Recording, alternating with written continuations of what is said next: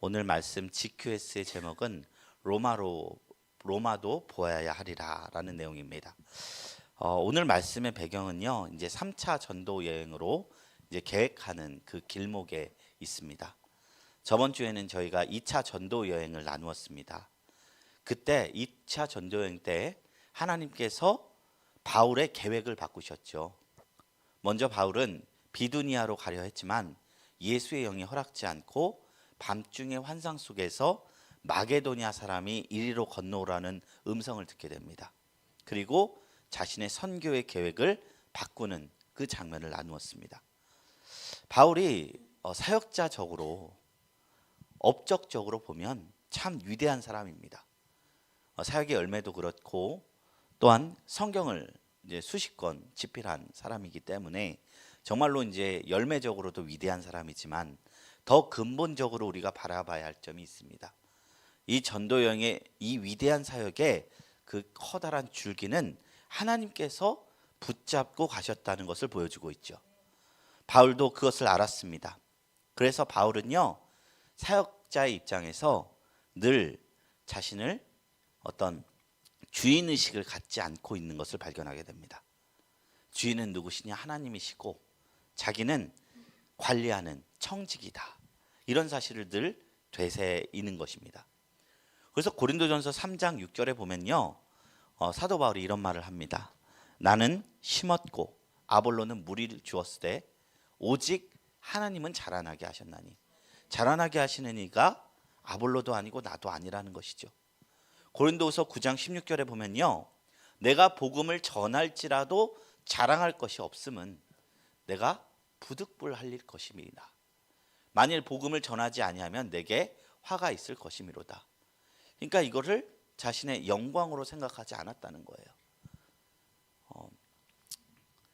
한 가정의 가장이 아내와 자식을 위해서 회사를 다니는데 자랑하는 사람 있습니까?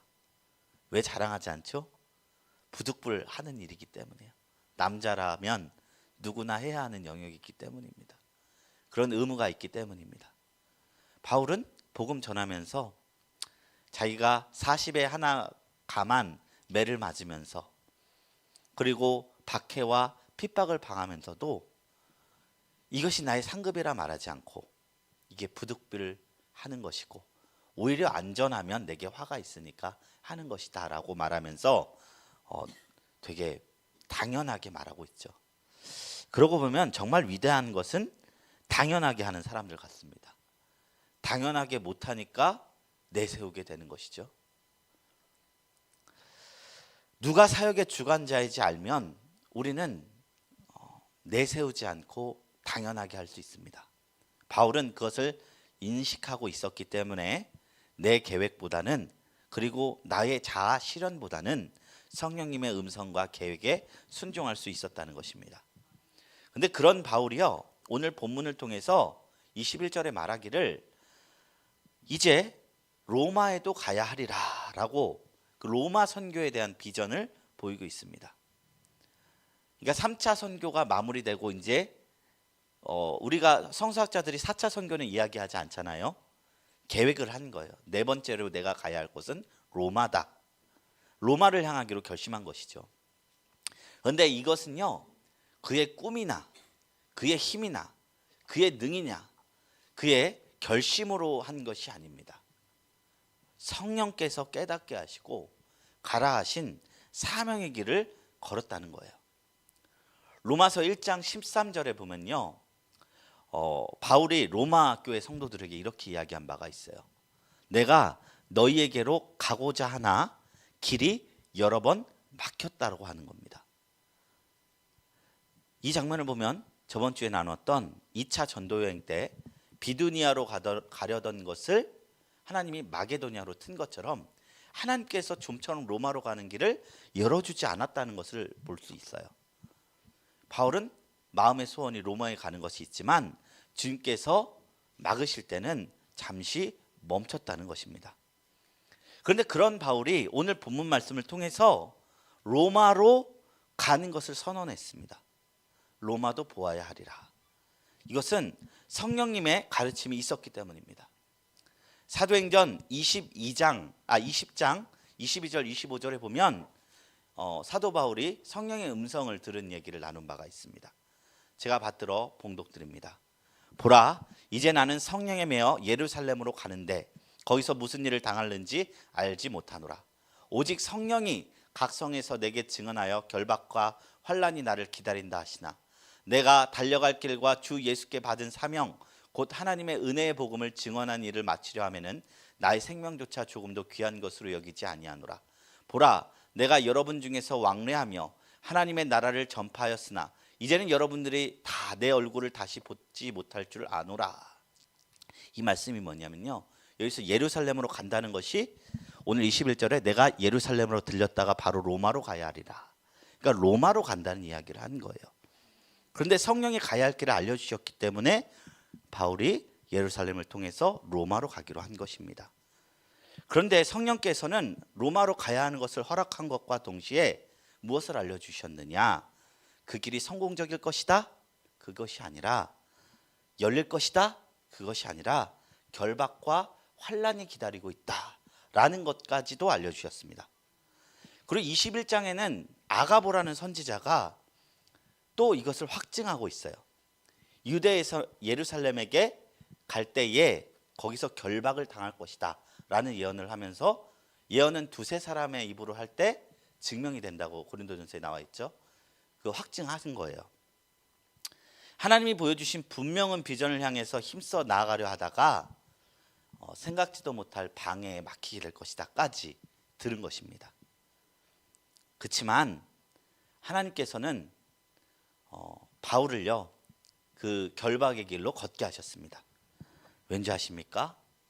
하나님은 감당할 만한 시험을 주시고 시험을 주실 때는 반드시 시험을 통해서 어떤 사건을 넘어가게 하시는 분이기 때문입니다. 이 결박의 사건도요 어떤 걸로 이어진지 아십니까? 그토록 맡겼던 사도 바울이 로마로 입성하게 된 지름길이 되었습니다. 정말 예언대로요 예루살렘에서 유대인들이 소동하기 시작해요. 그리고 바울을 결박해서 총독에게 넘깁니다. 이 장면이 예수님이 잡히시던 것과 똑같은 사건이죠. 빌라도에게 예수님께 넘기듯이 당시에 총독이었던 벨릭스에게 이 바울을 넘겼는데 예수님도 이에 빠져서 십자가에 달리셨어요. 바울도 예수님이 어떻게 당하셨는지 알겠죠? 그리고 예언을 통해서 자기가 결박당한 것을 알았죠? 모르고 당하는 매가 아플까요? 알고 맞는 매가 아플까요? 저는 알고 맞는 매가 아프다고 생각을 합니다. 바울이 예언대로 총독에게 넘김 받았을 때 참 고통스러웠겠다 싶었습니다. 그때 주님께서는 놀랍게도 위로와 피할기를 주셨습니다. 그 잡히던 밤에 성령님 나타나셔서 위로하셨어요. 23장 11절 말씀입니다. 바울 곁에 서서 이르되 담대하라. 내가 예루살렘에서 나의 일을 증언한 것 같이 로마에서도 증언하여야 하리라 하시니라. 성령께서요 이 잡힘이 잡힘으로 끝이 나가는 것이 아니라 그 다음에 로마 증언의 사역으로 이어주시겠다 약속한 거예요. 마치 아무것도 없는 가나안 땅에 아브라함이 처음 도착했을 때 친인척 하나도 없는 그 깜깜하고 외로운 밤에 동서남북 별밖에 안 보이는 그 적막한 밤에 하나님께서 찾아오셔서 동서남북에 있는 많은 별들을 보아라. 내가 이 자녀들을 너에게 주겠다 말씀하셨던 것처럼 사도 바울은 그 두려운 잡힘 속에서 다시 한번 성령의 음성을 들은 거예요. 참 이런 거 보면 하나님께서는 참 바로 앞길만 알려주시는 게 신기합니다. 그런데 다 알면요 삶이 재미가 없는 것 같아요. 미리 아는 길 걸어가면 우리 삶이 재밌지가 않겠죠. 단순히 재미 측면이 아니라 의미가 없을 수 있죠. 하나님은 딱 피할 길로 그 앞길만 알려주신 거예요. 처음에는 로마로 가야 하는 비전, 두 번째는 로마로 갈 때 그 예루살렘 길에서 잡혀야 되겠다는 그 예언, 그리고 잡혔을 때는 내가 이 길을 통해서 로마의 증언자가 되게 하리라 라는 약속. 이 길의 끝에 복음 전파의 사명이 끊기지 않을 것이다 말한 것이죠. 과연 말씀대로 그는 이 사건으로 인해 죽지 않았습니다. 알고 보니요, 바울이 로마의 시민이었던 겁니다. 시민권자는 황제가 부여한 권리가 있기 때문에 재판 없이 함부로 죽을 수가 없었습니다. 그래서 이 벨릭스는요, 유대인들의 마음을 사려고 바울 잡아서 죽이려 했는데 로마 시민인 것을 알고 골치 아파진 거예요. 그래서 헤롯에게 보냅니다. 예수님과 똑같죠. 헤롯도 골치 아파 다시 보냅니다. 예수님은 이 단계에서 결국 돌아가셨어요. 그런데 벨릭스는 이 단계에서 유야무야 시간을 끌다가 임기가 끝나게 됩니다. 그 이후에요, 베스도라는 사람이 총독으로 다시 부임이 됩니다. 사람이 어느 곳에 처음 가면은 거기서 이제 좀 존재감을 내뿜고 싶어 해요. 유대인들을 다 맡았으니까 이제 유대인들의 마음을 얻으려 밀린 사건들을 처치하려 바울을 신문하는데, 여기서도 다시 베스도는 바울이 로마 시민인 것을 알게 됩니다. 그때 바울이 드디어 말합니다. 나는 가이사 황제에게 재판을 받겠습니다. 이제 더 이상 이제 자신의 고난이 아니에요. 로마의 시민은 황제의 재판을 받을 권리가 있는 거예요. 갇힘이, 잡힘이 도리어 황제의 도시 로마로 가게 되는 지름길이 된 것입니다. 요셉이요, 구약의 요셉이 감옥에 갇힌 시간이 10수년입니다. 그러나 그 감옥에 갇힌 후에 30대의 총리가 되었습니다. 공부해서 진급해서 총리가 된다면 아주 말도 안 되는 속도로 간 거예요. 그처럼 바울의 갇힘이요, 고통이요, 그 가이사에게 입성하는 순간, 로마에 입성하는 순간 그 고난이 해석이 되기 시작합니다. 저희도 그렇습니다. 저희는 모두 현재를 살다 보니까 과정이 해석이 되지 않을 때가 참 많이 있습니다. 그렇기 때문에 우리에게 필요한 건 믿음입니다. 우리의 삶의 마지막 페이지를 아름답게 장식해 주시는 분, 그분이 하나님이시기 때문입니다. 오늘 말씀을 나누려 하는데, 지금 위기를 나누고 있지만 제가 미리 영화로 치면 스포일러를 했어요. 결말을 알고 보시면 뭐 성경 많이 읽으셔서 두근두근 안 하실 수도 있지만 바울이 갇힘이 갇힘으로 끝나지 않다는 것, 이것이 로마로 이어진다는 것을 우리가 보고 말씀을 나눴으면 좋겠습니다. 이제 첫 번째 질문입니다. 바울은 예루살렘에 가기로 작정한 후에 난처한 일을 겪습니다.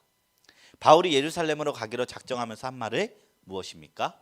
21절 말씀에 이 일이 있은 후에 바울이 마게도냐와 아가야를 거쳐 예루살렘에 가기로 작정하여 이르되 내가 거기 갔다가 후에 로마도 보아야 하리라 하고,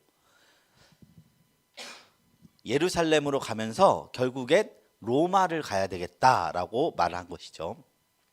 바울은 3차 전도여행을 다 마치고 예루살렘으로 가기로 작정했습니다.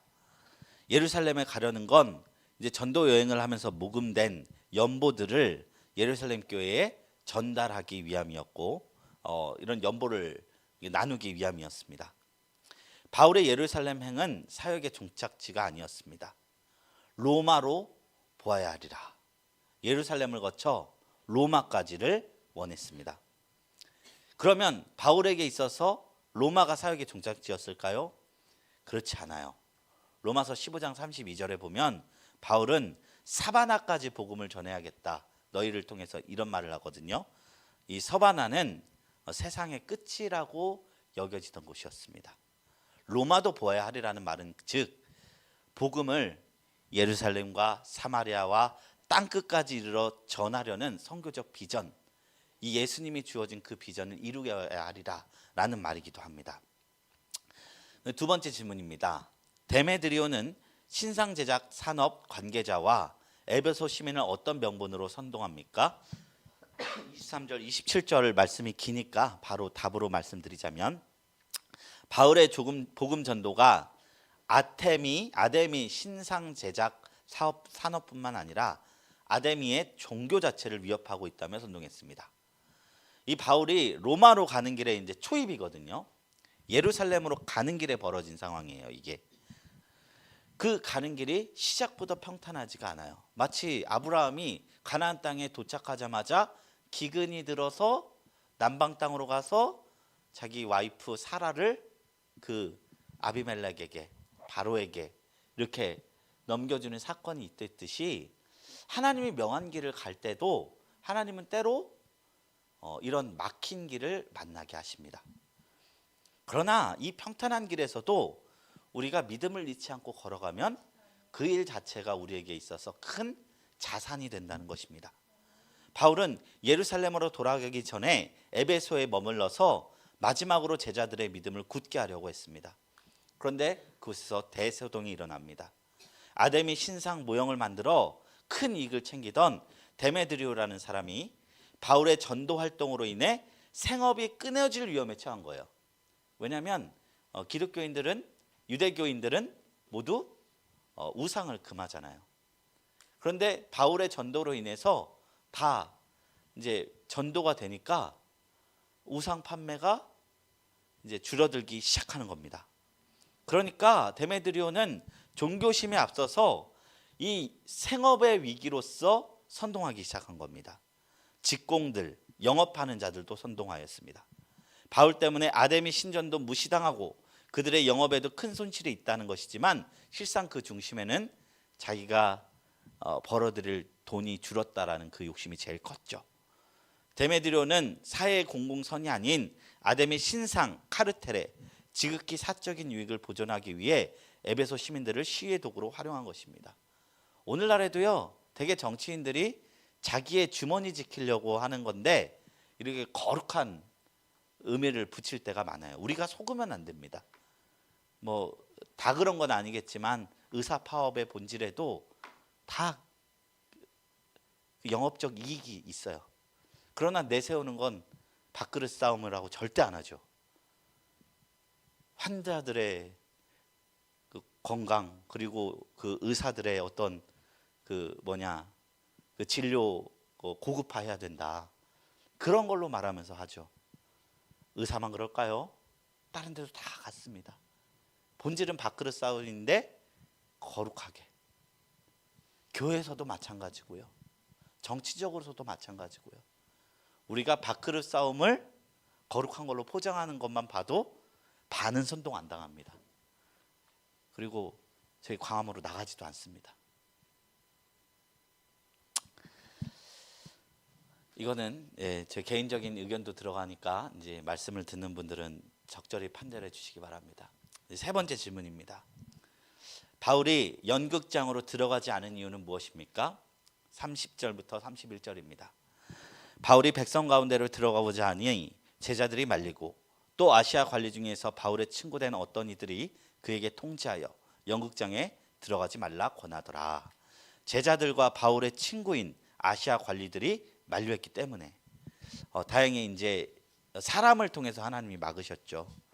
당시 에베소의 연극장은요 24,000명 이상의 관객을 수용할 수 있었습니다. 성난 에베소 시민이 바울과 동행했던 마게도냐 사람 가이오와 아리스다고를 붙잡아 이곳 연극장으로 데리고 갔습니다. 그리고 연신 큰 소리로 외치기 시작했습니다. 하지만 대부분이 연극장에 모인 이유도 제대로 모르고 그냥 함성을 질러댑니다. 이런 상황에서 바울이 연극장 안에 들어가서 항변하면 어떻게 됐겠습니까? 말 그대로 인민재판을 받았겠죠. 몸이 4분 5열을 찢겨졌을런지도 모릅니다. 이것을 잘 파악하고 있는 아시아 관리들과 제자들이 바울의 연극장 입장을 만류하였습니다. 하나님께서 사람을 통해서 역사하신 것이죠.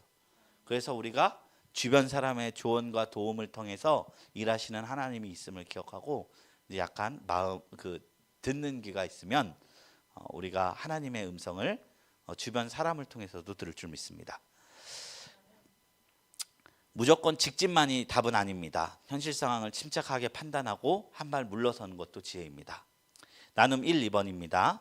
바울이 3차 전도 여행을 마치며 예루살렘을 방문하는 것은 사역의 마무리가 아니라 로마를 향한 선교 이막의 시작이었습니다. 로마는 바울의 새로운 선교 비전이었습니다. 내가 가고 싶은 로마, 내가 도전하고 싶은 새로운 사역은 무엇인지 생각해 봅시다. 나눔 2번입니다. 바울은 로마로 향하는 여정을 시작하기도 전에 에베소에서 위기를 만났습니다. 하나님 나라의 비전을 품고 일하더라도 우리는 언제든 돌발 상황을 맞닥뜨릴 수 있습니다. 그럴 때 우리는 어떻게 극복했는지 한번 경험을 생각해 봅시다. 이제 두 번째 챕터로 넘어갑니다. 바울 일행이 이렇게 위기를 받았을 때 하나님의 보이지 않는 손이 돌보십니다. 참 이게 놀라운 점이요. 책을 읽는 우리는 하나님의 일하심을 보지만 당사자가 모를 때가 있어요. 가령 룻기서나 에스더서는 하나님이 한 번도 등장하지 않습니다. 구약 성경에서 선지서 같은 경우에는 나 여호와가 말하노라 하면서 분명한 주님의 음성이 있어요. 그런데 에스더서에서는 에스더 왕비가 3일 동안 금식했지만 기도했다라는 말도 없어요. 그냥 다만 상황과 상황만 엮어가는 거예요. 우연히 하만 그 모르드게가 그 왕을 구했던 사건을 그 서기가 발견해서 왕에게 말하고, 이런 것들이 하나님이 하셨다라는 글자 말씀 한 구절만 딱 넣어주면은 좋을 텐데 의도적으로 그 말씀을 빼요. 왜냐하면 우리가 하나님의 음성을 듣는 이 일상과 너무나 비슷하게 느껴지게 하기 위함입니다. 우리 삶에도 하나님이 늘 일하시고 계시는데 하나님이 하셨다라고 각주를 안 달아 주실 때가 있다는 거예요. 바울의 위기를 겪어놨을 때 그 베드로처럼 밤중에 천사가 이렇게 몰래 끌어와서 구해주고 그런 게 아니라 그냥 친구들의 도움, 관리들의 미리 언질, 이런 것조차 하나님의 음성과 하나님의 뜻이었다는 것입니다. 첫 번째 질문입니다. 에베소 사람들이 연극장에서 2시간 동안 아담의 신을 연호하면서도 정작 알지 못한 것은 무엇입니까? 사람들이 외쳐 어떤 이는 이런 말을, 어떤 이는 저런 말을 하니 모인 무리가 분란하여 태반이나 어찌하여 모였는지 알지 못하더라. 유대인들이 무리 가운데서 알렉산더를 권하여 앞으로 밀어내니 알렉산더가 손짓하여 백성에게 변명하라 하나 그들은 그가 유대인인 줄 알고 다 한 소리로 외쳐 이르되 크다 에베소 사람의 아담이여 하기를 2시간이나 하더니. 자, 이름이 알렉산더라는 것 자체가 유대인의 이름이 아니죠. 그리스 왕의 이름이 알렉산더였잖아요. 이 사람은 유대인이 아닌데 사람들이 그 유대인들에 대한 증오, 바울을 비롯한 유대인들의 증오에 빠져서 막 그냥 분노하다가 연극장에 왜 모였는지도 모른 겁니다. 그러니까 이게 우리네 삶과 마찬가지라는 거예요. 에베소 시민들은 영문도 모른 채 연극장으로 몰려와서 아담의 여신을 2시간 동안 외쳐댔지만 무엇 때문에 외치는지 몰랐습니다. 소수의 신상 제작자들이 자신들의 유익을 위해 대중을 선동하면서 과도한 염려와 불안을 전염시켰습니다. 그 군중들은 무슨 일이 일어났는지 현실 파악도 제대로 하지 않은 채 무턱대고 소수의 선동가가 외치는 구호를 따라 외쳤습니다. 지금도 그렇습니다. 그래서요, 2차 세계대전 때 예루살렘의 아이히만이라는 책이 있어요. 그게 무슨 책이냐면 과거 이제 나치 시절에 유대인들을 막 죽여갔던 한 관리가 있었습니다. 근데 그 관리가 재판에 들어갔는데 자신의 무죄함을 이야기해요. 왜 무죄하냐? 내가 한 일은 서류 하나 주고 이런 쪽은 오른쪽으로 가라, 이건 왼쪽으로 가라, 이걸 성실하게 분류한 죄밖에 없다. 근데 내가 어떻게 600만 명을 학살한 자냐? 한네 아렌트라는 유대인이 쓴 책이거든요. 그 사람은 무슨 죄를 지었습니까? 생각하지 않은 죄를 지었습니다. 오늘날에도 거룩한 깊은 생각이 필요합니다.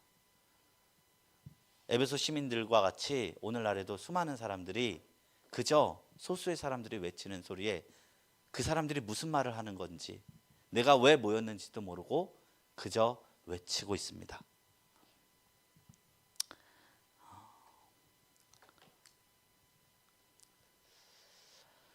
이제 두 번째 질문입니다. 데메드리오는 신상 제작 산업 관계자와 에베소 시민들을 어떤 명분으로 선동합니까?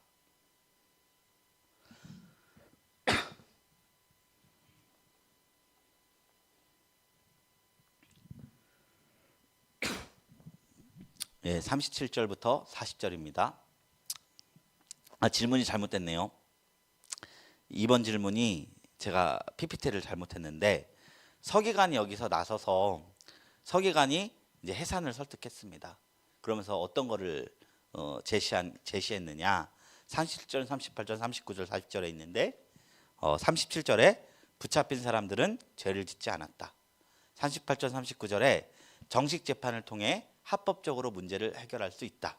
40절 불법 집회 때문에 로마 정부로부터 책망받을 수 있다. 이렇게 이제 얘기하면서 서기장은 헬라어로 그람마투스라는 직분인데 이게 에베소시의 고위 관리의 직명입니다. 그래서 군중 집회의 결의를 이제 문서로 작성하는 사람이었는데, 이 서기관이 이제 불법 집회가 되면은 어떤 일이 벌어지냐면 로마의 군대가 와요. 이 집회가 불법 집회가 되면 이제 정식 절차를 밟지 않고 소송하고 집단 시위를 하면 로마 사회의 고위 관리가 소유 상태를 정리하러 온다. 이런 식으로 말하면서 그들을 이제 했는데, 하나님께서는 세상의 공직자를 통해서도 그의 백성을 지키십니다. 그래서 모든 그 중보기도와 도고와 뭐 그런 중보를 할 때 특별히 위정자들을 위해서 하라는 것이 이런 것도 있는 것이죠. 이제 나눔 세 번째 질문입니다. 하나님은 에베소 사람들의 비상식적인 집단 행동을 서기장의 판단으로 막으셨습니다. 하나님이 드러나지 않게 바울 일행을 도우신 것입니다. 그러니까 아까 말씀드렸듯이 이 서기장의 도움이 곧 하나님의 도움의 통로였다는 것이죠. 그래서 우리가 하나님의 일하심이 보이지 않을 때 주변의 도움을 보라라는 말을 합니다. 그러니까 지나가는 사람의 조언, 그리고 우연찮게 들었던 어떤 사람과의 관계에서 오는 깨달음, 하나님이 그것에 숨겨둔 하나님의 음성일 수 있다는 것이에요. 제가 얼마 전에 하나님의 음성을 최 가까운 시기에 들었던 것이 엊그제였어요. 주일날 목사님께서 기도 좀 하는 게 좋겠다 하셔서 요즘에 와서 기도를 하고 있습니다. 기도하고 있는데 하나님, 주님의 음성도 듣고 싶다는데 눈만 감으면 깜깜하고 영적인 감각이 둔해졌어요. 아주 그 연구만 해서 그런가 그런 생각이 들었어요. 하나님, 제가 알 수 있는 방법으로 주십시오 하는데 밖에서 띵동 소리가 나더라고요. 그러니까 좀 장애가 있으신, 지적 장애가 있으신 한 청년이 왔어요. 노란 선글라스를 끼고 목걸이, 십자가 목걸이 이만큼 했어요. 그러더니 이제 옷을 막 여름인데도 막 가다마이 하고 이렇게 해갖고 멋지게 꾸몄는데 뭔가 어설퍼요. 그런데 저보고 이러는 거예요. 그래서 네 하니까 물 좀 주세요 이러더라고요. 네 알겠습니다 해서 저기 종이컵 큰 거에다가 시원한 물을 담아줬어요. 얼음 2개만 있으면 동동 띄워주세요 이러더라고요. 근데 얼음은 없었어요. 죄송해요, 제가 찬물밖에 없어요. 그럼 그게라도 주세요. 그래서 딱 줬어요. 딱 주더니 하시고 가는데 찬미예수예요. 그러면서 하나님이 이 상급 잃지 않을 거라고 생각해요 하고 내려가시더라고요. 근데 제가 소름이 쫙 돋으면서 즉히 작은 자 한 자에게 물 한 잔이라도 대접하는 사람 잃지 않겠다, 그 음성이 딱 듣더라고요. 그래서 제가 하나님이 마음에 깨달음을 주면 이거 내 생각이요 뭐 생각이요 이렇게 의심하려는 저를 기지를 아시고 이런 방법으로 주는구나라는 생각을 했습니다. 하나님이 보이지 않는 손은 환경입니다. 그러므로 우리가 이 일상 속에서 말씀하시는 하나님의 음성을 들으시고 그 음성에 따라서 주님께 영광 돌리는 저와 여러분들이 되기를 축원합니다. 우리 이 시간 말씀을 생각하시면서 다 같이 기도하겠습니다. 이 시간 기도할 때에 우리가 불러진 사명을 위해서 기도했으면 좋겠습니다. 사명은 각자에게 하나님께서 개인적으로 허락하시는 것입니다. 누가 강요할 수도 없지만 나와 하나님만이 아는 영역입니다. 바울의 사명이 로마였듯이 우리에게도 로마가 있습니다. 하나님, 내가 주님 나라를 위해서 가야 할 로마가 어디 있는지 저에게 깨닫게 하여 주시고 그 길을 따라서 걸어가게 하시고 주님 앞에 한 사명자로 성숙한 성도로서 사명자로 결심하며 가게 하여 주시옵소서. 내가 부르신 자리가 어딘지 알게 하여 주시옵소서. 우리 다 같이 이것을 위해서 통성으로 기도하고 우리 가운데 있는 모든 기도 제목을 주님 앞에 올려드리며 나갑니다. 다 같이 주여 삼창하시고 기도하며 나갑니다. 주여, 주여,